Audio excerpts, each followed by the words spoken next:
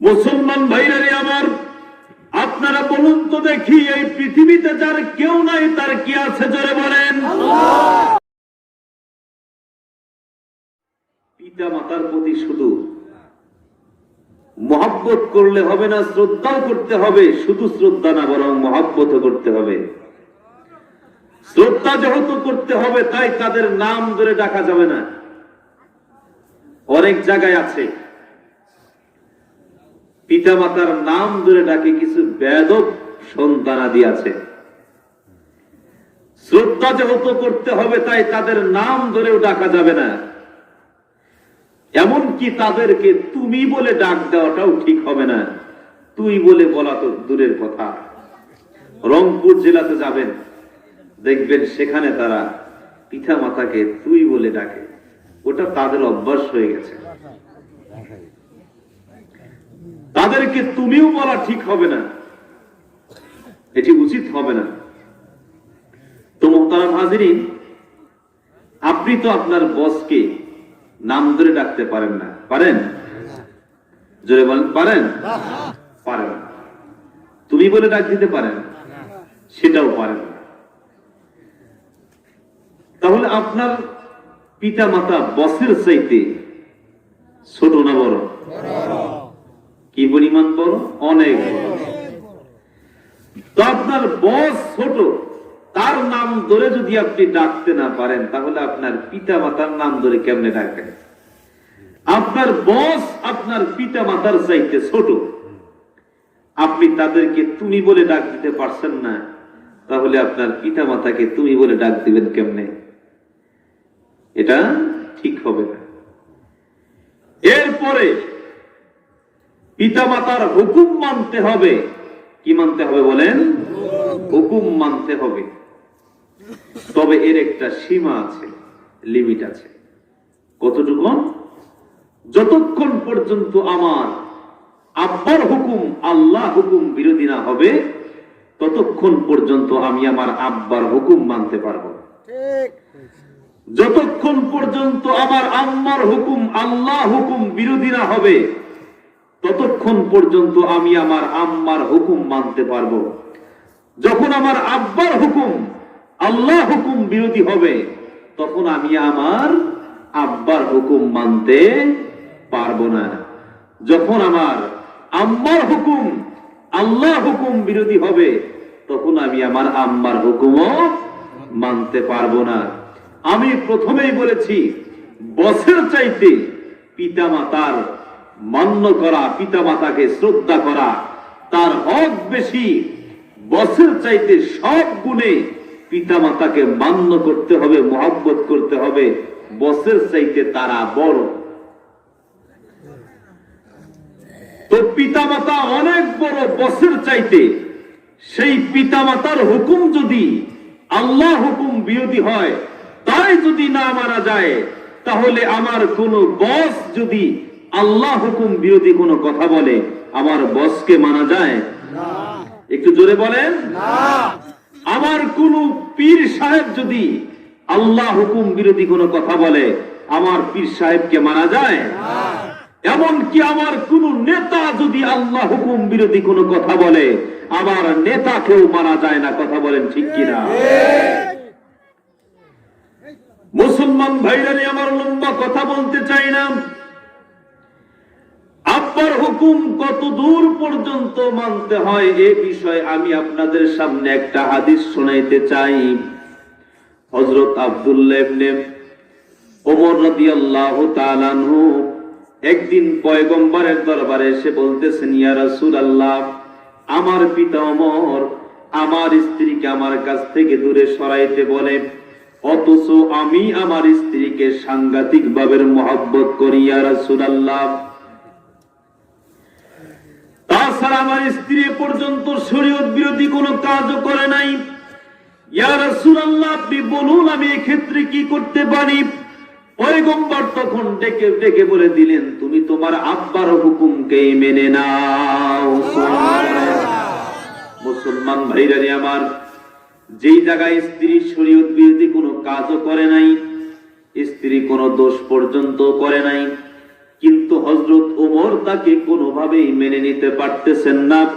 এই জন্য তার সন্তানকে আদেশ করে দিলেন, তোমার স্ত্রীকে ছেড়ে দাও। পয়গম্বর বলে দিলেন, তুমি তোমার আব্বার হুকুমকেই মেনে নাও। কি বোঝা গেল? যে আব্বার হুকুমকে মান্য করতে হবে, মেনে চলতে হবে। তবে কতক্ষণ পর্যন্ত? যতক্ষণ পর্যন্ত আমার পিতামাতার হুকুম আল্লাহর হুকুম বিরোধী না হবে, ততক্ষণ পর্যন্ত। মুহতারাম হাজিরিন, তো পিতামাতার আরো কিছু হক রয়েছে। তার মধ্যে আরেকটা হক হলো তাদেরকে স্বাচ্ছন্দ্যে রাখতে হবে। কিসেতে রাখতে হবে? স্বাচ্ছন্দ্যে রাখতে হবে। আপনার যদি সামর্থ্য থাকে, অ্যাবিলিটি থাকে, যা আপনি তাদেরকে আরো উন্নত মানের অবস্থানে রাখতে পারবেন, তাহলে শরীয়ত এ কথাই বলেন যে তাদেরকে তুমি আরো উন্নত মানের পোশাক পরিচ্ছদ এবং খাবারের ব্যবস্থা তুমি করে দিবে। সুবহানাল্লাহ বলেন। যেমন মনে করেন শীতের মৌসুম এসছে, আপনার বাবার রুমটা আছে বিল্ডিং করা, কিন্তু অনেক শীত, কনকনে শীত। আপনার সামর্থ্য থাকলে আপনি আপনার বাবার রুমটাকে রুম হিটার দ্বারা গরম করে দিতে পারেন। যেমন গরমের মধ্যে এসির ব্যবস্থা করা, তেমনি রুম হিটার আছে। আপনি চাইলে আপনার সামর্থ্য থাকলে আপনি এমনটা করে দিবেন। এটাই হলো পিতামাতার আরো কিছু হকের মধ্যে পড়ে যায়। তো বর্তমান আমাদের যে অবস্থা, আমার যুবক ভাইদের যে অবস্থা বর্তমানে, তারা পিতামাতা রুমটাকে রুম হিটার দ্বারা গরম করবে তো দূরের কথা, তারা নতুন স্ত্রী পেয়ে আর নতুন শাশুড়ি আর শ্বশুর পেয়ে পুরাতন আব্বা আম্মারে ভুলে যায়। যায় কি যায় না বলেন? নতুন আব্বা আম্মাকে পেয়ে পুরাতন আব্বা আম্মাকে ভুলে যায়। এমন সন্তান আছে না নাই? এমন সন্তান এই পৃথিবীতে অভাব নাই ভাই, অনেক আছে, অনেক। এতদিন তো পুরাতন আব্বা আম্মাই অনেক ভালো ছিল, নতুন আব্বা আম্মা পেয়ে আর নতুন স্ত্রী পেয়ে সব ভুলে গেছে।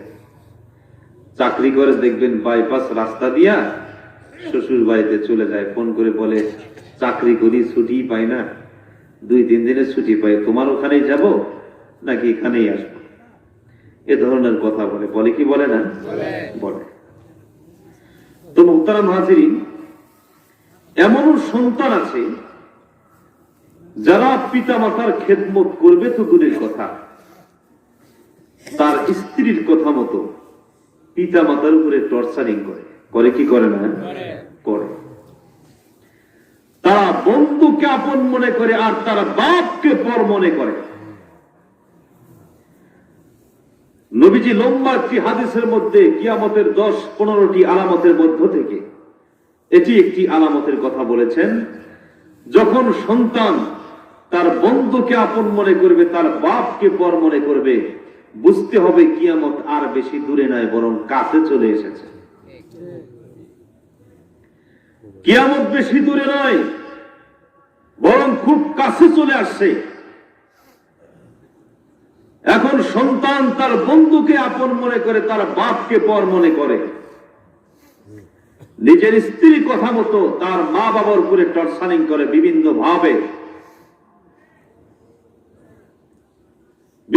ভাবে তাদেরকে নির্যাতন করতেছে, কটু কথা বলতেছে, অকথ্য ভাষায় কথা বলতেছে। এই সমস্ত সন্তানেরা মনে রাখবেন, তোমরা বড় কপাল পোড়া সন্তান। মুসলমান ভাইরা, আমার লম্বা কথা বলতে চাই না, এ প্রসঙ্গে আমি আপনাদেরকে ছোট্ট একটি কারগুজারি শোনাইতে চাই। ডাক্তার নূর মোহাম্মদ নূর ও বন্ধুরা আমার, doctor Tarek Mahmud MBBS first class, Pakistan, তিনারা সুন্নতে রাসূল আধুনিক বিজ্ঞান নামক কিতাবের মধ্যে একটা ঘটনা লিখেছেন। সম্ভবত তারা পাকিস্তানে কোনো এক এলাকার ভিতরে তাবলীগ জামাতে গিয়েছিলেন। সেখানকার কিছু লোকজনেরা তাদেরকে একটা কারগুজারি শুনাইলেন। বললেন, হুজুর, এই গ্রামের মধ্যে একটা মেয়ে বিয়ে শাদী হওয়ার পর 1-2 বছর পর একটা সন্তান হয়েছে। সন্তানটা হওয়ার কিছুদিন পরে সন্তানের বাবা মারা যায়। বাবা যখন দুনিয়া ছেড়ে চলে গেল, ওই সন্তানের মা অর্থাৎ মেয়েটা বড় অসহায় হয়ে গেল। এই পৃথিবীতে তার আপনজন বলতে আর কেউ নাই। একমাত্র স্বামী ছিল তার সন্তান। স্বামী যখন দুনিয়া ছেড়ে চলে গেল, এই পৃথিবীতে তার আপনজন বলতে আর কেউ রইল না। ওই মহিলা মনে মনে সিদ্ধান্ত নিল, আমার জীবনে বিয়ে একবার, আমি অন্য কোনো স্বামীর ঘর করতে যাব না। আমি যদি অন্য কোনো স্বামীর ঘর করতে যাই, তাহলে নিঃসন্দেহে এই সন্তানের ভবিষ্যৎ হবে অনিশ্চিত এবং অন্ধকার। অনেক গ্রামের মধ্যে বন্ধুরা আমার এমন আছে, কোন মহিলা যদি, কোন মেয়ে যদি কোনো কারণে স্বামী পরিত্যক্তা হয়ে যায়, তাহলে কিন্তু তারা এই কথাটাই বলে, আমার জীবনে বিয়ে একবার, আমি অন্য কোনো স্বামীর ঘর করতে যাব না। আমার জীবনে বিয়ে একবার, অন্য কোনো স্বামীর ঘর আমি করতে চাই না। ওই মহিলাও এমনটি বললেন, আমার জীবনে বিয়ে একবার, আমি অন্য কোনো স্বামীর ঘর করতে যাব না। মুসলমান ভাইরানি আমার, মহিলা চূড়ান্ত সিদ্ধান্ত নিয়ে নিলেন, এই সন্তানকে নিয়ে আমার জীবন কাটায় দেব। ওই মহিলাও ছিলেন একজন সাধারণ মানুষ, গরিব ঘরের সন্তান, তার ধন সম্পদ বলে কোনো কিছুই ছিল না। এই মহিলাটা অন্যের ঘরে ঝিয়ের কাজ করে খাইতো, সারাদিন কাজকর্ম করে যেটুকু খাদ্য দিত ওইটুকুই খাইতো। সন্তানকে সে লালন পালন করতে আছে, এইভাবে লালন পালন করতেছে।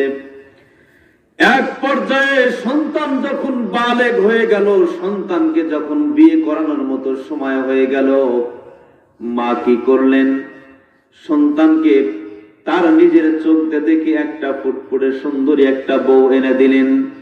কিন্তু মার ভাগ্যের কি নির্মম পরিহাস, যেদিন তার পুত্রবধূকে বউ সাজায় নিজের বাড়িতে নিয়ে আসলেন, অল্প কিছুদিনের মধ্যেই বন্ধুরা আমার পুত্রবধূ তার শাশুড়িকে কোনোভাবেই মেনে নিতে পারতেছে না। মার ভাগ্যের কি নির্মম পরিহাস। যখনই বন্ধুরা আমার পুত্রবধূকে নিজের বাড়িতে নিয়ে আসছেন, 1-2 মাস 3 মাসের মধ্যে বন্ধুরা আমার পুত্রবধূ কিছুতেই তার শাশুড়িকে মেনে নিতে পারতেছে না।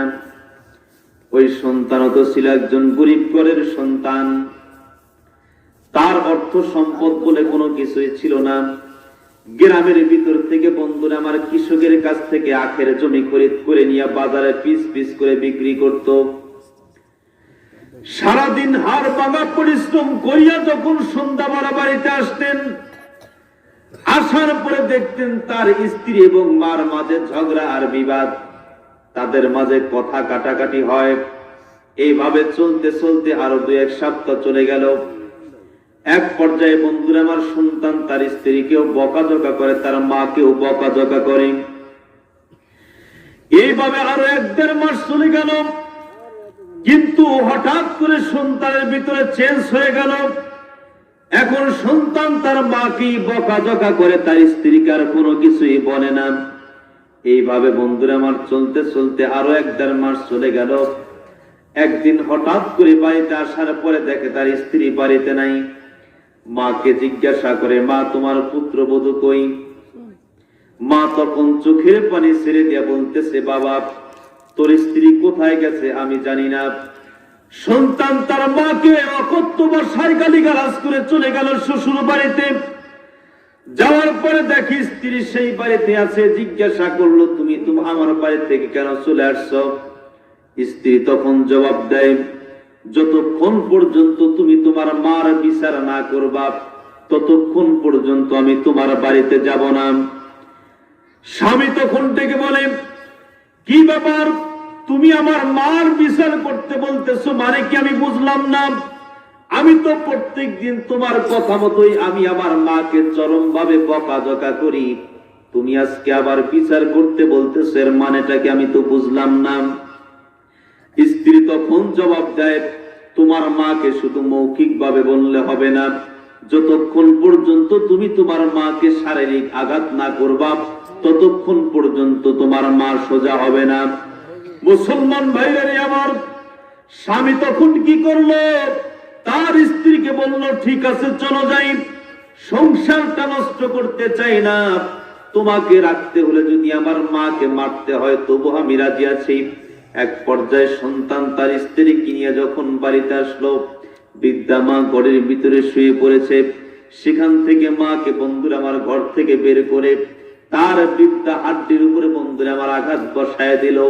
বৃদ্ধা মা চোখের পানিগুলো ছেড়ে দিয়ে আল্লাহ পাককে ডাক দেয়, বলে আল্লাহ, এই সন্তানের জন্য আমি আমার জীবন যৌবন সব কিছু বিসর্জন দিয়ে দিলাম। এই সন্তান বুঝি আজকে আমাকে এই তার প্রতিদান দিল।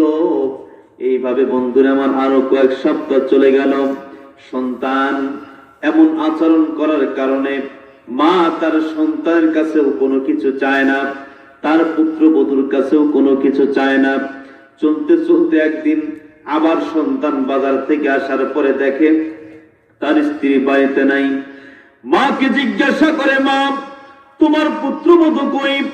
মা চোখের পানি ছেড়ে দিয়ে কান্দে আর ডেকে বলে, বাবা তুই যদি আমার কথা বিশ্বাস না করিস তাহলে তুই আমাকে জিজ্ঞাসা করে দেখ, আমি তোর স্ত্রীকে কোনো কিছুই বলি নাই, এমনিতেই আমাকে বকাঝকা করে কোথায় চলে গেছে আমি জানি না। জালেম সন্তান তার মাকে অকথ্য ভাষায় গালিগালাজ করে চলে গেল শ্বশুরালয়ে। যাওয়ার পরে বলতেছে, তুমি আবার চলে আসছো কেন? স্ত্রী তখন জবাব দেয়, যতক্ষণ পর্যন্ত তোমার মা ওই বাড়িতে থাকবে ততক্ষণ পর্যন্ত আমি তোমার বাড়িতে যাব না। মুসলমান বন্ধুরা আমার, স্ত্রীর কথা মতো স্বামী বলল, আমার মা ওই বাড়িতে থাকলে তোমার সমস্যা কোথায়? স্ত্রী তখন ডেকে বলে, তুমি কি তোমার মাকে চাও নাকি আমাকে চাও? তুমি যদি আমাকে চাও তাহলে ওই মাকে সেই বাড়ি থেকে দূর করতে হবে, আর তুমি যদি আমাকে না চাও তাহলে তোমার মা থাক, আমি আর তোমার বাড়িতে যাব না। এবার জালেম স্বামীটিকে বলতেছে, ঠিক আছে চলো যাই, তোমাকে রাখতে হলে যদি আমার মাকে বাড়ির থেকে বের করে দিতে হয় তবু আমি বের করে দেব, আমার কোনো সমস্যা নাই। এক পর্যায়ে কিছুক্ষণ পরে স্ত্রী ডেকে বলতেছে, তুমি যদি তোমার মাকে বাড়ির থেকে বের করে দাও, হয়তো কিছুদিন পরে তোমার মায়া হলে তুমি তোমার মাকে আবার তোমার বাড়িতে নিয়ে আসবা। তোমার মা আবার বাহিরে ঘোরাফেরা করলে লোকজনেরা আমাদের বাড়িতে তোমার মাকে দিয়ে যাবে। এমনটি হতে পারে না, যতক্ষণ পর্যন্ত তুমি তোমার মাকে হত্যা না করবা ততক্ষণ পর্যন্ত আমি তোমার বাড়িতে যাব না। তুমি যদি আমাকে নিয়ে সংসার করে খেতে চাও তাহলে এক নাম্বার শর্ত হলো তুমি তোমার মাকে হত্যা করে ফেলবা, অন্যথায় আমি তোমার বাড়িতে যাব না। জালেম স্বামী বড় বিপদের সম্মুখীন হয়ে গেল। স্বামী বন্ধুরা আমার বিপদের সম্মুখীন হয়ে যাওয়ার পরে স্ত্রীকে ডেকে বলতেছে, ঠিক আছে চলো যাই, তোমাকে ছাড়া যেহেতু আমার সংসার চলবে না, মাকে ছাড়া আমার সংসার চলবে, তুমি যদি আমার সংসারে থাকো মার কোনো প্রয়োজন হবে না, ঠিক আছে প্রয়োজনে মাকে হত্যা করে ফেলবো, তবু তুমি আমার সাথে চলো। এক পর্যায়ে দুজনের কথা বন্ধুরা আমার মিল হয়ে বাড়িতে চলে আসলো। আসার পরে রাত্রি হয়ে গেছে, দুজনে ঘরের মধ্যে বন্ধুরা আমার পরামর্শ করে কিভাবে মাকে হত্যা করা যায়। এক পর্যায়ে জালেম স্বামীর মাথার মধ্যে বন্ধুরা আমার কেমন যেন একটা কথা চলে আসছে যে আমি যদি তোমার কথা মতো আমার মাকে হত্যা করতে যাই তাহলে নিঃসন্দেহে আমাকে জেলের ভাত খাইতে হবে, কারণ হলো আমি আমার মাকে হত্যা করেছি, এই কারণে আমাকে জেলে যেতে হবে, আর তোমাকেও তো আমি হারিয়ে ফেললাম, তাহলে তো আমার কোনো লাভ হলো না। জালেম স্ত্রী তখন বুদ্ধি শিখায় দেয়, আমি তোমাকে এমন একটা বুদ্ধি শিখায় দেব, সেই বুদ্ধি অনুযায়ী তুমি যদি কাজ করো তাহলে আমাকেও হারাতে হবে না, তোমার মাকেও হারাতে হবে, কিন্তু জেলে তোমাকে যেতে হবে না। জালেমা স্ত্রীর কথা শুনে জালেম স্বামী তখন ডেকে বলতেছে, বলো তোমার বুদ্ধিটা কি? জালেমা স্ত্রী তখন ডেকে বলে, তুমি যে প্রত্যেক দিন বাজারে যাও, বাজার থেকে আসার সময় মাত্র 2টা কমলা নিয়ে আসবা। এক পর্যায়ে যখন তুমি 2টা কমলা নিয়ে আসবা, তোমার মার ঘরের ভিতরে যাইবা, তোমার মাকে ডেকে বলবা, মা আমি সারাদিন হাড় ভাঙা পরিশ্রম করিয়া তোমার জন্য আমি 2টা কমলা নিয়ে আসছি মাগো, তুমি আমাকে মাফ করে দাও। এতদিন তোমার সাথে আমি খারাপ আচরণ করেছি মাগো, তুমি আমাকে ক্ষমা করে দাও। মা কেমন হয় সেটা তো আমি জানি। মার কাছে গিয়া তুমি যদি মাফ চাও, তাহলে মা যতই পাষাণ হোক না কেন, যতই অপরাধ করো না কেন, মা কিন্তু তোমাকে অবশ্যই ক্ষমা করে দিবে। যখন তোমার মা তোমাকে ক্ষমা করে দিবে, তখন মার কাছে তুমি একটা আবদার রাখবা, বলবা মাগো আমি তো সারাদিন একা একা কাজ করি, বর্তমান বাজারে আখের বড় গরম, আমি একা একা কাজ করে বড় একটা বোঝা মাথায় নিতে পারি না মা, তুমি যদি একটু আমার কাজে সাহায্য সহযোগিতা করো, আর বড় একটা বোঝা যদি তুমি আমার মাথায় উঠায় দিতে পারো, বাজারে অনেক টাকা ইনকাম করে আমি তোমার জন্য প্রতিদিন আমি কমলা নিয়ে আসতে পারবো। যখন তোমার মা তোমার কথায় রাজি হবে, পরের দিন সকালবেলা আখের জমিনে নিয়ে তুমি কুশালগুলো কেটে দিবা। তোমার মা যখন কুশালগুলো পরিষ্কার করতে লইবে, তখন ওই সময় তুমি কি করবা, কোদাল দিয়ে পিছন দিক থেকে তোমার মাকে কোপ দিয়ে 2 টুকরা করে জমিনের মধ্যে পুঁতে রাখা আসবা।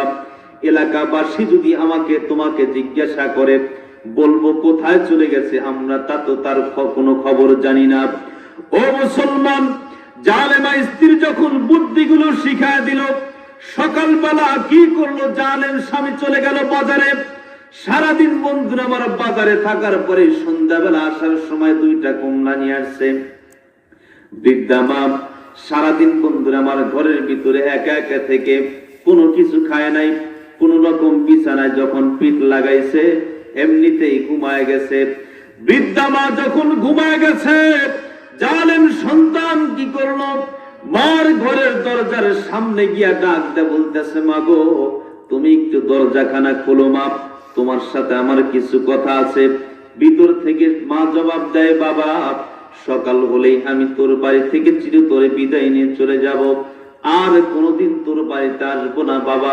তুই তবু আমার এই বৃদ্ধা হাড্ডির উপরে আঘাত করিস না বাবা, তোর হাড্ডি, তোর আঘাতগুলো আমার বৃদ্ধা হাড্ডি সইতে পারে না বাবা। সকাল হলেই তোর বাড়ি থেকে আমি জনমের মতো বিদায় নিয়ে চলে যাব, আর কোনোদিন আমি তোর বাড়িতে আসবো না। জালেম সন্তান তবু তার কথাটা মানল না। এক পর্যায়ে ডেকে বলতেছে, মাগো তুমি দরজাখানা খোলো, তোমার সাথে আমার কিছু জরুরি কথা আছে। কিন্তু বৃদ্ধা মা কিছুতেই দরজাখানা খোলে না। জালেম সন্তান নাছরবান্দা এক পর্যায়ে বন্ধু আমার দরজাখানা খুলে দিল। ভিতরে সন্তান প্রবেশ করে তার মাকে জড়ায় ধরে ডেকে বলতেছে, মাগো আমি এতদিন তোমার কাছে ভুল করেছি মা, এতদিন আমি তোমাকে অকথ্য ভাষায় গালিগালাজ করেছি মাগো, তুমি আমাকে মাফ করে দাও। তুমি যদি আমাকে মাফ না করো তাহলে আমার কি উপায় হবে মা, তুমি আমাকে ক্ষমা করে দাও। মা সন্তানের সামান্য একটু ভালো ব্যবহারের কারণে ইতিপূর্বে যতগুলো অপরাধ করেছে সবগুলো অপরাধ ভুলে গিয়ে চোখের পানি ছেড়ে দিয়ে আল্লাহ পাকের কাছে দোয়া করতেছে, আয় আল্লাহ এতদিন আমার সন্তান আমাকে অকথ্য ভাষায় গালিগালাজ করেছে, আমার সন্তান আমাকে মারপিট করেছে, আয় আল্লাহ আমার সন্তানকে তুমি ভবিষ্যতে এমন এমন করে দিও। তবু জালেম সন্তানের ভিতরে কোনো প্রকার চেঞ্জ হয় না। এক পর্যায়ে যখন মা তাকে মাফ করে দিল, মাকে ডেকে বলতেছে, মাগো স্ত্রীর শিখায় দেওয়ার কথাগুলো বলতেছে, মাগো তুমি তো জানো সারাদিন আমি একা একা কাজ করি, বর্তমানে আখের বাজার, আখের বড় গরম, তুমি যদি পারো আমার কাজে একটু সহযোগিতা করবা, বড় একটা বোঝা তুমি আমার মাথায় উঠায় দিবা, আমি কুশালগুলো কেটে দিলাম আর তুমি পরিষ্কার করে দিলাম। অনেক বড় একটা বোঝা যদি তুমি আমার মাথায় উঠায় দাও আর বাজারে গিয়া যদি আমি বিক্রি করতে পারি, তাহলে বিদ্যা হয়ে গেছো মাগো, তোমার জন্য আমি প্রতিদিন 2-3টা করে কমলা নিয়ে আসতে পারবো। আর যদি এমনটি না করো তাহলে যেই টাকা ইনকাম করি আমাদের সংসার হয়তো ভালোভাবে চলে না। মা রাজি হয়ে গেল। মা ডেকে বলতেছে, বাবা ঠিক আছে যা, তুই ঘুমাইতে যা, সকাল হলেই আমি তোকে ঘুম থেকে জাগায় দেব, আমরা দুই মা বেটা চলে যাব আখের জমিনে। জালেম সন্তান চলে গেল তার ঘরে। মা আর ঘুমায় না, যায় নামাজ পড়ে, যায় নামাজের উপরে শুয়ে বন্ধুরা আমার, যায় নামাজের উপরে বসিয়া সেজদা দিয়া আল্লাহ পাক রব্বুল আলামিনকে ডাক দিয়ে বলতেছেন, আল্লাহ আমার সন্তানকে তুমি না জানি কি বুঝদান করেছো। আল্লাহ আমার সন্তান এতদিন আমাকে অকথ্য ভাষায় গালিগালাজ করেছে, আমার সন্তান আমাকে মারপিট করেছে, আজকে আমার সন্তান আমার জন্য কমলা নিয়ে আসছে। ওই সন্তানের কমলা গুলো খাওয়ার পরে মার সারা রাত ঘুমায় না, চোখের পানিগুলো ছেড়ে দিয়া আল্লাহ পাকের কাছে দোয়া করতেছে, আল্লাহ আমার সন্তানকে তুমি এমন এমন করে দিও, ভবিষ্যতে এমন এমন করে দিও। এক পর্যায়ে যখন ফজরের আজান হয়ে গেছে, মা ফজরের নামাজ আদায় করিয়া সন্তানের ঘরের দরজায় গিয়া নক করছে, সন্তান তুই জলদি করে ওঠ, ফজরের আজান হয়ে গেছে, আমরা মা বেটা এখন চলে যাব আখের জমিনে। সন্তান ঘরের ভিতর থেকে একটা রশি আর একটা কোদাল বের হয়, এক পর্যায়ে মাকে সাথে করে নিয়ে বন্ধুরা আমার চলে গেল আখের জমিনে। আখের জমিনে যাওয়ার পরে সন্তান যখন কুশালগুলো কেটে দেয়, আর মা কুশালগুলো একটা একটা করে হাতে নিয়ে পরিষ্কার করতে থাকে।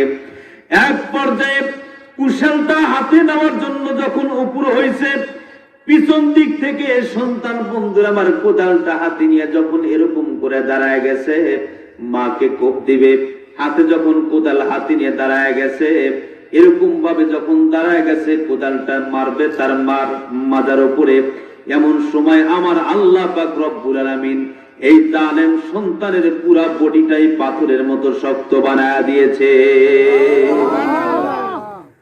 মুসলমান ভাইরা আমার, আপনারা বলুন তো দেখি, এই পৃথিবীতে যার কেউ নাই তার কি আছে? জোরে বলেন।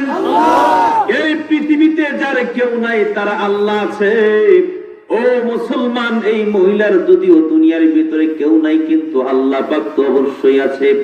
মা কেমনে জানি টের পাইছে, সামনের দিকে দৌড়াইছে, আমার সন্তান বুঝি আমাকে মারবে, আমার সন্তান বুঝি আমাকে মারার জন্য কোদাল হাতে নিয়েছে। মা সামনের দিকে দৌড়াইছে, এখনো তো কেউ ঘুম থেকে ওঠে নাই। ও মুসলমান, পিছন দিকে তাকায় দেখে সন্তান কেমনে আসবে, আসার তো কোনো সুযোগ নাই। সন্তান ওই জায়গায় দাঁড়ায় আছে, পাথরের মতো শক্ত হয়ে গেছে। মা সন্তানের পায়ের দিকে তাকায় দেখে এই অল্প সময়ের ভিতরে সন্তানের হাঁটু পর্যন্ত মাটি গ্রাস করে ফেলেছে। মাকে ডাকতে বলতেছে, মা তুমি আমাকে বাঁচাও। মা সন্তানকে, মা সন্তান যখন মা বলে ডাক দিছে, মার কলিজা কেঁপে উঠছে। মা তো আর ওই জায়গায় দাঁড়ায় থাকতে পারে নাই, দৌড়ায় আসছে সন্তানকে বাঁচানোর জন্য। সন্তানের হাত ধরে টানাটানি করে, কিন্তু না, দেখতে দেখতে সন্তানের হাঁটু মাজা পর্যন্ত মাটি গ্রাস করে ফেলেছে। বৃদ্ধা মা সন্তানের হাত ধরে টানাটানি করে, কিন্তু কোনোভাবে সন্তানকে মাটির গ্রাস থেকে বাঁচানো যাচ্ছে না। মা চিল্লাচিল্লি শুরু করে দিয়েছে। এলাকার লোকেরা দৌড়ে আসছে, দেখি ওই জায়গায় কি হয়েছে। দৌড়ে আসছে, আসার পরে দেখে বৃদ্ধা মানুষটা তার সন্তানের হাত ধরে টানাটানি করে, কিন্তু না, কোনোভাবেই সন্তানকে মাটির গ্রাস থেকে বাঁচানো যায় না। এলাকাবাসী এসে অনেকেই হাত ধরে টানাটানি করলো, কিন্তু কোনোভাবে সন্তানকে মাটির গ্রাস থেকে বাঁচানো গেল না। দেখতে দেখতে বন্ধুরা আমার পুরা সন্তানটাই মাটির ভিতরে বন্ধুরা আমার চলে গেছে। মুহূর্তের মধ্যে মাটি ওই জালেম সন্তানকে গ্রাস করে ফেলেছে। গ্রাস করে ফেলার পরে মা ওই জায়গায় গোড়াগড়ি করে চিল্লাচিল্লি শুরু করে দিয়েছে। এলাকাবাসী বলল, তোমার সন্তানকে মাটি গ্রাস করে ফেলেছে, মাটির গ্রাস থেকে তোমার সন্তানকে আর কখনোই বাঁচানো যাবে না। মুসলমান ভাইরানি আমার, কিতাবের ভিতরে লেখছে ওই জায়গায় গ্রামবাসীরা 15-20 ফিট পর্যন্ত খনন করার পরেও ওই জালেম সন্তানের কোনো হদিস খুঁজে পাওয়া যায় না। মুসলমান ভাইরানি আমার, আমি আপনাদের কাছে বলতে চাই, যেই আল্লাহ পাক পাকিস্তানের ভিতরে এমন ঘটনা ঘটাইল, ওই আল্লাহ পাক বাংলাদেশের মধ্যেও আছে না নাই? জোরে বলেন। আল্লাহ পাক বাংলাদেশের মধ্যেও আছে, ওই আল্লাহ পাক ময়মনসিংহেও কিন্তু আছে, ওই আল্লাহ পাক আপনার গ্রামের ভিতরেও আছে। এই জন্য আমি সন্তানদেরকে বলতে চাই, তোমরা তোমাদের যাদের পিতা মাতা দুনিয়াতে বেঁচে আছে কখনোই তাদের সাথে খারাপ আচরণ করিও না, হতে পারে ওই জালেম সন্তানের মতো তোমার অবস্থাও হতে পারে। ঠিক কিনা জোরে বলে। মুসলমান ভাইরারে আবার বলতেছিলাম, পিতা মাতাকে স্বাচ্ছন্দ্য রাখতে হবে, এটাও সন্তানের উপর আরেকটা হক। সন্তানের উপর আরেকটা হক হলো মাঝে মাঝে আব্বা আম্মার সাথে দেখা করতে হবে। আপনি দূরে চলে গেছেন, 1 বছর 2 বছর হয়ে যাচ্ছে, এখন পর্যন্ত আপনি আপনার আব্বা আম্মার সাথে দেখা করতেছেন না, মনে রাখবেন অবশ্যই আপনি আপনার আব্বার হকটা নষ্ট করে ফেললেন। আপনার আব্বা আম্মার সাথে মাঝে মাঝে দেখা করতে হবে। এটি হলো সন্তানের উপরে পিতা মাতার আরেকটা হক। মোহতারাম হাজিরিন, আপনাদের কষ্ট হচ্ছে? একটু জোরে বলেন। তো যাই হোক, অনেকগুলো হক রয়েছে। জীবিত থাকতে এই সমস্ত হক, আর ইন্তেকাল করলে, মরে গেলে তার মধ্যে প্রথম নাম্বারের হক হলো তাদের রেখে যাওয়া ঋণগুলো পরিশোধ করতে হবে। কি করতে হবে বলেন? রেখে যাওয়া ঋণগুলো পরিশোধ করতে হবে। তাদের ওসিয়ত মান্য করতে হবে, তাদের ওসিয়ত মানতে হবে। তারা যে সমস্ত কাজের জন্য ওসিয়ত করে যাবে তাদের সম্পদের 1/3 অংশ থেকে ওসিয়তটা পূরণ করতে হবে। তাদের জন্য দোয়া করতে হবে। দোয়া কি দোয়া করতে হবে? সেই দোয়াটি কিন্তু আল্লাহ পাক কোরআনে বলে দিয়েছেন, রব্বির হামহুমা কামা রব্বায়ানি সগীরা। এই দোয়াটি করতে হবে, পাশাপাশি আরো অন্যান্য দোয়া করতে হবে। এবার 4র্থ নম্বরের যে হকটি, সেটি হলো তাদের নামে নেকি পৌঁছাইতে হবে। কি পৌঁছাইতে হবে বলেন?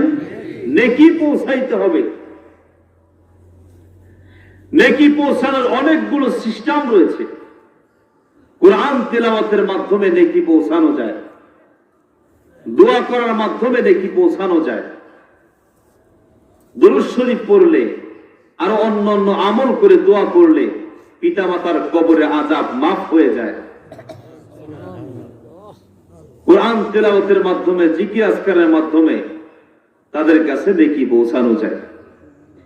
আরেকটা পদ্ধতি হলো মাদ্রাসা, মসজিদ, গরিব, ইতিম, অসহায় ব্যক্তিদেরকে পিতা মাতার নামে কিছু দান সদকা করলে আল্লাহ পাক এই দানের উসিলায় তার পিতা মাতার কবরের আযাব আল্লাহ মাফ করে দেন। সুবহানাল্লাহ। হাকিমুল উম্মত মুজাদ্দিদুল মিল্লাত শাহ আশরাফ আলী থানভী রাহমাতুল্লাহি আলাইহি তার এক রচিত কিতাবের মধ্যে একটা ঘটনা লিখেছেন যে কোন এক এলাকার মধ্যে এক আল্লাহর বান্দা বুজুর্গ ব্যক্তি স্বপ্ন দেখেন যে ওই এলাকারই এক ব্যক্তি ইন্তেকাল করেছেন মাত্র কিছুদিন পূর্বে। স্বপ্নে দেখেন সেই লোকটা কবরে অনেক কষ্টে আছে। তো জিজ্ঞাসা করলে, ভাই আপনি কেমন আছেন? তো কবরের ওই আযাবে গ্রেফতারকৃত ব্যক্তি বললেন, ভাই আমি কেমন আছি সেটা তো তুমি নিজেই দেখতেছ, আমি অনেক কষ্টে আছি। দুঃখের বিষয় হলো আমি আমার এই দুনিয়াতে কোন নেক সন্তান রেখে আসতে পারি নাই, আমার কোন সন্তান আদি নাই। তবে একটা মেয়ে আছে, মেয়েটাও আবার বদচরিত্রা মেয়ে, সে সারাদিন গুনাহ করে বেড়ায়। তো আপনি যদি পারেন আমার সন্তানের সাথে যদি আপনার কখনো দেখা হয় তাহলে আপনি একটা কাজ করেন, আমার নামে কিছু নেকির হাদিয়া পাঠাইতে বলিয়েন। এবার আল্লাহর বান্দা ঘুম থেকে ওঠার পরে খুঁজতেছে কোথায় পাওয়া যায় তার সন্তানকে। খুঁজতে খুঁজতে দেখে এই মেয়েটা দ্বীপ চড়ার মধ্যে একেবারে চড়া খোলা মাঠ, একটা পুকুর আছে, পুকুর পাড়ে গিয়ে গোসল করতেছে। তো আপনারা চিন্তা করে দেখেন, খোলা মাঠে পুকুর পাড়ে গোসল করে এই মেয়েটা কেমন হতে পারে। তো আল্লাহর বান্দা বুজুর্গ ব্যক্তি পর্দা মেনটেন করে সেখানে যাওয়ার পরে বলতেছেন যে মা, আজকে রাতে তোমার বাবাকে আমি স্বপ্নে দেখেছি, তোমার বাবাকে আমি স্বপ্নে দেখেছি অনেক কষ্টে আছে। তো তুমি যদি পারো তাহলে তোমার আব্বার নামে কিছু নেকির হাদিয়া পাঠায় দিও। তো মেয়েটা যেহেতু পানির মধ্যেই দাঁড়ানো আছে, তো মেয়েটা কি করলো, এক চুল পানি উপহাস করে বুজুর্গের দিকে এভাবে নিক্ষেপ করে দিল আর বলল, নাও এই যে আমার বাবার জন্য নেকির হাদিয়া দিলাম। আল্লাহর বান্দা বুজুর্গর দিলটা ভেঙে চৌচির হয়ে গেল। আল্লাহ পাককে ডাকতে বলতেছেন, আল্লাহ তোমার জমিনের ভিতরে এমনও কাসাওয়াতে কলবি ভাঙা হৃদয়ের মানুষ জমিনের ভিতরে এখনো আছে, পিতা মাতার কষ্টের কথা শুনেও যার অন্তরের মধ্যে বিন্দু পরিমাণ দয়া হলো না। রব্বুল আলামিন এই জমিনের ভিতরে এমনও কাসাওয়াতে কলবি মানুষ দুনিয়ার ভিতরে আছে। এক পর্যায়ে আল্লাহর বান্দা বুজুর্গ ব্যক্তি চলে গেলেন। পরের দিন স্বপ্নযোগে আবার সেই আল্লাহর বান্দাকে দেখতেছেন। তিনি আর কবরের মধ্যে আযাবের ভিতরে গ্রেফতার নাই। আল্লাহ পাক তার কবরের আযাব সম্পূর্ণভাবে মাফ করে দিয়েছে। মুসলমান ভাইরা আমার, আল্লাহর বান্দা বুজুর্গ জিজ্ঞাসা করলেন, ভাই তুমি কেমন আছো? কবরের লোকটা তখন জবাব দিল, ভাইজান আল্লাহ পাক আমাকে অনেক সুখে রাখছেন, অনেক স্বাচ্ছন্দ্যে রাখছেন। বুজুর্গ ব্যক্তি তখন জবাব দিলেন, তোমার সন্তান তো তোমার জন্য কোনো কিছুই করে নাই, তোমার সন্তান তো তোমার জন্য কোন নেকির হাদিয়া পাঠায় নাই, তুমি কবরের মধ্যে কেমনে স্বাচ্ছন্দ্য অবস্থান করতেছো?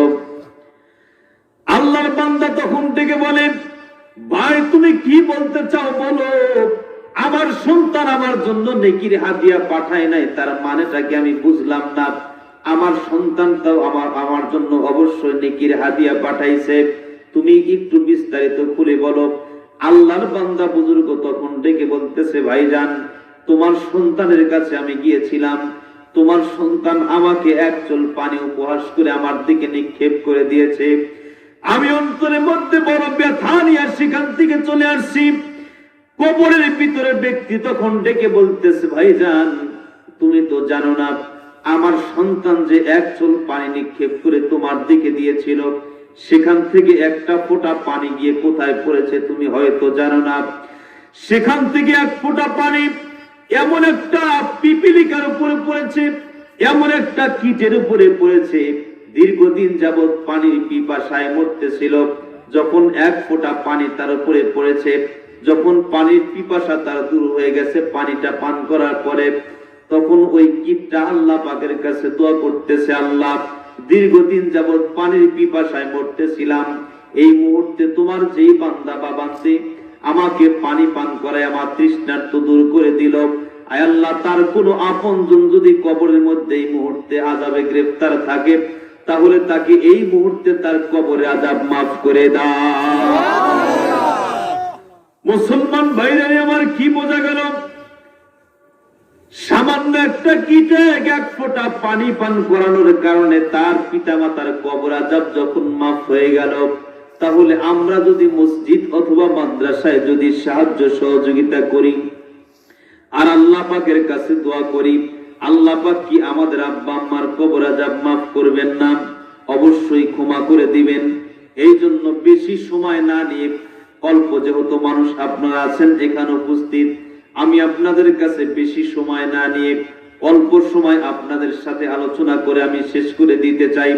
তার আগে আপনাদের কাছে আমার বিশেষ আবদার হলো, যাদের আব্বা আম্মা দুনিয়া ছেড়ে অন্ধকার কবরে চলে গেছেন, কবরের ভিতর থেকে তারা ডাক দেয় বলতেছে, সন্তানেরা দুনিয়ার ভিতরে এত কামাই রোজগার করে, এত কষ্ট করে, মাথার গাম পায়ে ফালাইয়া টাকা উপার্জন করে তোকে সব সম্পদের মালিক বানায়া আমি কবরের ভিতরে চলে আসছি। বাবা তুই যদি পারস তাহলে আমার কবরের জন্য, আমার এই আযাব থেকে আমাকে মুক্তি দেওয়ার জন্য তুই আমার নামে কিছু নেকির হাদিয়া পাঠা। এমন কোন আল্লাহর বান্দা যদি এই জমিনের ভিতরে থাকেন, তার পিতা মাতার জন্য, এমন কোন আল্লাহর আযাব মাফ করার জন্য, জানি না তিনি কবরের ভিতরে কোন হালাতে আছেন, মেহেরবানি করে যেন আল্লাহ, সবাই একটু কষ্ট করে হাতগুলো বের করেন আর পকেটের মধ্যে হাতগুলো দেন, অন্যজনের পকেটে হাত দেন না। আর আমার মা বোনেরা যারা আছেন, মেহেরবানি করে আমার প্রত্যেকটা মা বোন আপনারা এই মাহফিলে সহযোগিতা করার চেষ্টা করবেন। আমার প্রত্যেকটা মা বোনকে যেন বর্তমান জামানার রাবিয়া বস্রি হিসেবে আল্লাহ কবুল করেন, বলেন আমিন। প্রত্যেকটা মা বোনকে যেন খাস পর্দায় থাকার আল্লাহ তৌফিক দান করেন, বলেন আমিন। তো সুযোগ হলে ইনশাআল্লাহ যদি কখনো আল্লাহ আপনাদের এখানে আনেন, তো মা বোনদের বিষয় ইনশাআল্লাহ আলোচনা করা হবে।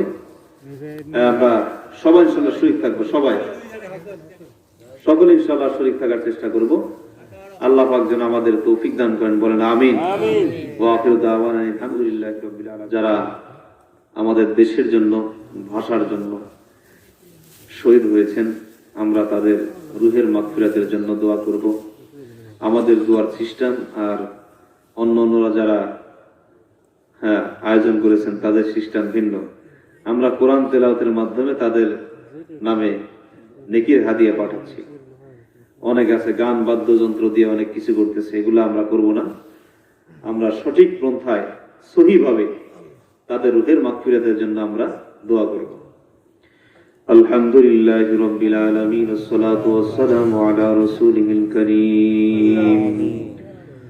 ربنا آتنا في الدنيا حسنة وفي الآخرة حسنة وقنا عذاب النار رب ارحمهما كما ربياني صغيرا رب ارحمهما كما ربياني صغيرا গুনাহগার হাম গুনাহগার তু রহমান তু রহিম তু সত্তার हम गुनहगार और तू गफ्फार है हम बड़े आइबों से तू सत्तार है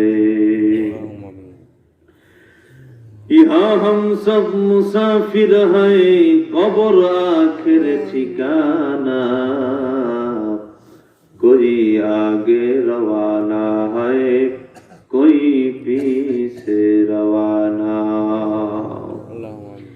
या इबादी गुफ्तारी ला तक़नतू फरमुदाई ऐ खुदा कुर्बा शावम हिसाब और हिसाब कर दरी रब्बुल आलामीन গোরাজান বাইতুর রহমান জামে মসজিদের উদ্যোগে আয়োজিত আজকের এই মহতি মাহফিল গভীর রাত পর্যন্ত পরিচালনা হয়েছে। আয় আল্লাহ, সেই আসরের পর থেকে নিয়ে এদেশের খ্যাতিমান বিভিন্ন হযরত উলামায়ে কেরামগণ কোরআন ও হাদিসের আলোকে অত্যন্ত গুরুত্বপূর্ণ আলোচনা করেছেন। রব্বুল আলামিন, তোমার বান্দা বান্দিরা আরামের ঘুম হারাম করিয়া আয় আল্লাহ গভীর রাত্রি পর্যন্ত ঠান্ডার ভিতরে বসে সামিয়ানার নিচে বসিয়া ঘুমাবো, যেখানে কোনো বালিশ নাই, কোনো কাঁথা নাই, কোনো কম্বল নাই। আয় আল্লাহ, বড় মহাব্বতের সাথে কোরআন ও হাদিসের আলোচনা শুনেছেন। আয় আল্লাহ, মেহেরবানি করে আমাদের এই মাহফিলকে তুমি কবুল আর মঞ্জুর করে নাও। আমিন। আয় আল্লাহ, তোমার যে সমস্ত বান্দারা এই মাহফিলের আয়োজন করেছেন, আয় আল্লাহ যারা সার্বিকভাবে সাহায্য সহযোগিতা করেছেন, আয় আল্লাহ সময় দিয়েছেন, রব্বুল আলামিন কিয়ামতের দিন, কঠিন মুসিবতের দিন এই মাহফিল খানা প্রত্যেকের জন্য তুমি নাজাতের জরিয়া হিসাবে কবুল করে নাও। আয় আল্লাহ, যারা আলোচনা করেছেন, যারা আলোচনা শোনার জন্য এসেছেন, আয় আল্লাহ সবাইকে তুমি কবুল করে নাও। আয় আল্লাহ, তুমি রহমান, তুমি রহিম, তুমি গফফার, তুমি সত্তার। আয় আল্লাহ, তুমি করিম। রব্বুল আলামিন, মেহেরবানি করিয়া তোমার রহমান নামের উসিলা করিয়া আয় আল্লাহ আজকের মাহফিল তুমি কবুল করে নাও। আয় আল্লাহ, যারা এসেছেন, মা বোনেরা রয়েছেন পর্দার আড়ালে, হাত তুলেছেন গো মাহবুব, মেহেরবানি করে আমার মা বোনদেরকে সহ তুমি আমাদের মাহফিলে যারা উপস্থিত রয়েছেন সবাইকে তুমি কবুল আর মঞ্জুর করে নাও। আয় আল্লাহ, জিন্দেগীর তামাম গুনাহগুলো মাফ করে দাও। আয় আল্লাহ, জীবনে এমন কোন গুনাহ নাই সেই গুনাহগুলো আমরা করি নাই। আয় আল্লাহ, এমন জায়গায় গিয়ে গুনাহ করছি পৃথিবীর কোন মানুষ দেখে নাই, বুঝতেও পারে নাই, তুমি রব্বুল আলামিন তা ভালো করে দেখেছো। আল্লাহ, তোমার রহমান নামের উসিলা করিয়া আমাদের জিন্দেগীর তামাম গুনাহগুলো মাফ করে দাও। আমিন। আয় আল্লাহ, জানি না তোমার কোন বান্দা কোন হাজত নিয়ে হাত তুলেছে। আল্লাহ, মেহেরবানি করে সকলের হাজত তোমার গাইবী খাজানা থেকে পুরা করে দাও। আয় আল্লাহ, মনের আশাগুলো পূর্ণ করে দাও। জানি না তোমার কোন বান্দা টেনশনে আছে, আল্লাহ টেনশন দূর করে দাও। জানি না তোমার কোন বান্দা পেরেশানিতে আছে, আল্লাহ পেরেশানি দূর করে দাও। জানি না তোমার কোন বান্দা রোগের ভিতরে আক্রান্ত আছে, আল্লাহ রোগ থেকে শিফা দান করো। জানি না তোমার কোন বান্দার ঘরে খাবার নাই, আয় আল্লাহ খাবারের ব্যবস্থা করে দাও। জানি না তোমার কোন বান্দার ঘরে রিজিক নাই, আয় আল্লাহ তুমি রিজিকের ব্যবস্থা করে দাও। জানি না তোমার কোন বান্দা ঋণের ভিতরে পড়ে আছে, আল্লাহ ঋণগুলি পরিশোধের ব্যবস্থা করে দাও। তোমার যেই বান্দা ব্যবসায় লস খায়, আয় আল্লাহ তার ব্যবসায় লাভবান হওয়ার তৌফিক দান করে দাও। আয় আল্লাহ অত্র মাহফিলের আয় আল্লাহ শুরু থেকে নিয়ে শেষ পর্যন্ত আয় আল্লাহ আমার জানা মতে শিল্পী হাসান ভাই, আয় আল্লাহ আমার ডান পাশে বসা আছে আমার ছোট ভাই রব্বুল আলামিন, আয় আল্লাহ আমার কাছে দোয়া চাই। বড় ভাই আমার জন্য দোয়া করেন, বড় টেনশনে আছি, বড় পেরেশানিতে আছি। আয় আল্লাহ হাসান ভাইকে তুমি কবুল করো, সমস্ত বিপদ আপদ থেকে হেফাজত করো। আসমানি বালা আসমানে উঠায় নাও, জমিনি বালা জমিনি দাফন করে দাও, হাওয়াই বালা তুমি হাওয়ায় উড়ায় দাও। আল্লাহ হক্কানি আলেম হওয়ার তৌফিক দান করে দাও রব্বুল আলামিন। আয় আল্লাহ সারা পৃথিবীতে যেন দিনের কাজ করতে পারে, আয় আল্লাহ সারা পৃথিবীতে যেন কোরআন হাদিসে আলোচনা করতে পারে, সেই তৌফিক দান করে দাও রব্বুল আলামিন। গভীর রাত্রে মনে পড়ে গেল জনম দুঃখিনী মা বাবার কথা। জানি না কার মা নাই বাবা নাই, আয় আল্লাহ ঘরের ভিতরে যাওয়ার পরে যদি মাকে না ডাক দিতে পারি, ঘরের ভিতরে যাওয়ার পরে যদি বাবাকে নজরে না পড়ে, ওই সন্তানের মতো হতভাগা দুনিয়াতে আর কেউ নাই। আয় আল্লাহ ওই সন্তানের মতো ইতিম সন্তান দুনিয়াতে আর একটাও নাই, যার মা নাই, যার বাবা নাই। আয় আল্লাহ আমাদের ভিতরে এমন সন্তান আছে যার মা নাই, বাবা নাই, ঘরের ভিতরে যাওয়ার পরে মাকে পায় না, বাবাকে খুঁজে পায় না। আল্লাহ এমন সন্তানের অভাব নাই গো আল্লাহ, যার মা নাই বাবা নাই, ওই মা বাবার কবরে তুমি আযাব দিও না। সন্তান যখন বাহির থেকে আসে, স্ত্রী ডাকতে বলে স্বামী গো, অনেকদিন পরে তুমি বাহির থেকে আসবা, আমার জন্য এই জিনিস নিয়ে আইসো, এই জিনিস নিয়ে আইসো।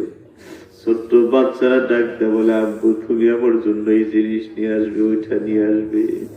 জনম দুঃখিনী মা চোখের পানি ছেড়ে বলে বাবা আমার জন্য কিছুই আনতে হবে না, তুমি ভালোভাবে আইসো। জনম দুঃখিনী মা বাড়ির পালানে দাঁড়াইয়া একবার এদিকে তাকায় একবার ওদিকে তাকায়, আমার সন্তান বুঝি এই রাস্তা দিয়ে আসবে, আমার সন্তান বুঝি ওই রাস্তা দিয়ে আসবে।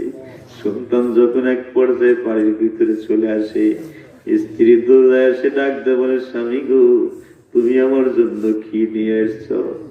ছোট্ট বাচ্চারা ডাকতে বলে আব্বু তুমি আমার জন্য কি আনছো? জনম দুঃখিনী মা এই কথা বলে না, বাবা তুমি আমার জন্য কি আনছো এই কথা বলে না। জনম দুঃখিনী মা ডাকতে বলে বাবা তুমি বলো রাস্তায় কি খাইছো? এই কথাটা বলার মতো যার মা নাই, এই মার কবরে তুমি আযাব দিও না আল্লাহ। তুমি রহমান, তুমি রহিম, তুমি গফফার, তুমি সাত্তার, তুমি কারীম। আল্লাহ তোমার এই সমস্ত গুণবাচক নামে উসিলা করিয়া মা বাবার কবরখানা তুমি জান্নাতের বাগিচা বানায়া দাও। আয় আল্লাহ শেষবারের মতো তোমার দরবারে আবদার জানাই আল্লাহ, যে মসজিদের উদ্যোগে আজকের মাহফিল, এই মসজিদ খানা তুমি কবুল করে নাও। এই মসজিদের ম্যানেজিং কমিটি যারা আছে, সভাপতি, সেক্রেটারি, আয় আল্লাহ কোষাধ্যক্ষ যারা আছেন, আয় আল্লাহ যারা সার্বিকভাবে সাহায্য সহযোগিতা করতেছেন, আয় আল্লাহ সবাইকে তুমি কবুল করে নাও। কিয়ামতের দিন কঠিন মুসিবতের মুহূর্তে এই মসজিদ খানা এবং মাহফিল খানা সকলের জন্য নাজাতের জরিয়া হিসাবে কবুল করে নাও। সুবহান রাব্বিকা রাব্বিল ইজ্জাতি আম্মা ইয়াসিফুন وسلام على المرسلين والحمد لله رب العالمين آمين برحمتك يا أرحم الراحمين